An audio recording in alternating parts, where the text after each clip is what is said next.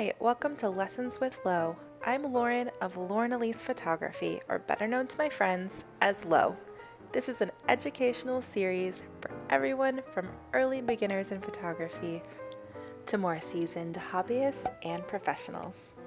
Welcome. Today's lesson is the first in a three-part series I've dubbed All Manual All the Time. If you have a fancy DSLR camera but have yet to figure out what all those buttons do, this is the series for you.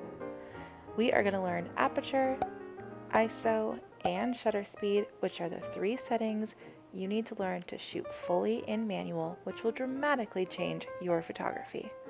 Today's lesson is on aperture or f-stop. I use those interchangeably. And the reason why I'm going through this one first is it's because it's the first thing I do when I'm headed out to a new photo shoot or a wedding. I always start by setting my aperture first. This is completely up to you, but the reason why I do this is because aperture really drives the style of the photo. But let's back up just a little bit. So what aperture does is it allows a certain amount of light to pass through from your lighting source into your camera through your lens. Your lens has the ability of being wide open to let a ton of light in, or more closed off, letting very little light in, which really changes the style of your image. The wider the open, the more light, and the shallower depth of field. The more closed off, the less light, and the larger depth of field. Depth of field is just a fancy way of saying it's the distance between the closest and furthest objects in the photo and how acceptably sharp or blurry they are. There are numbers that correspond to how wide open or closed off your aperture is.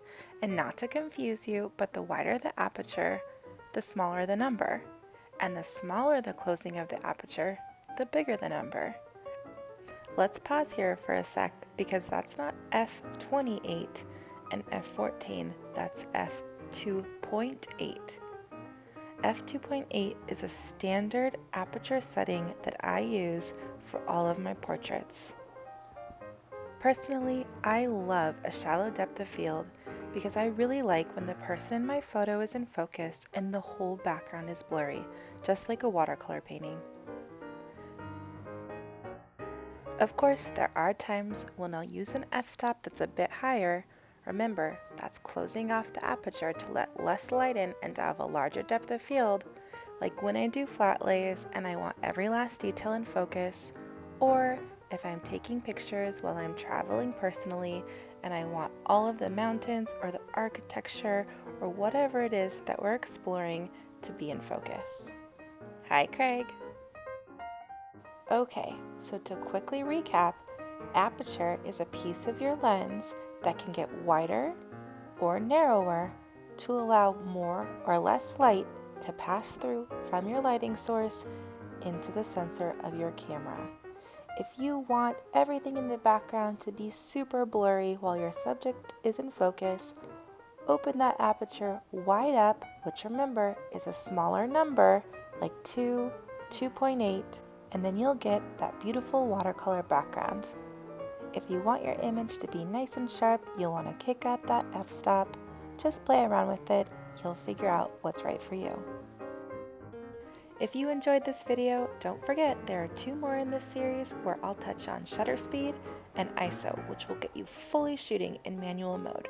And of course, don't forget to like this video and subscribe to my channel. That's it for today's Lessons with Lo. Thanks for stopping by.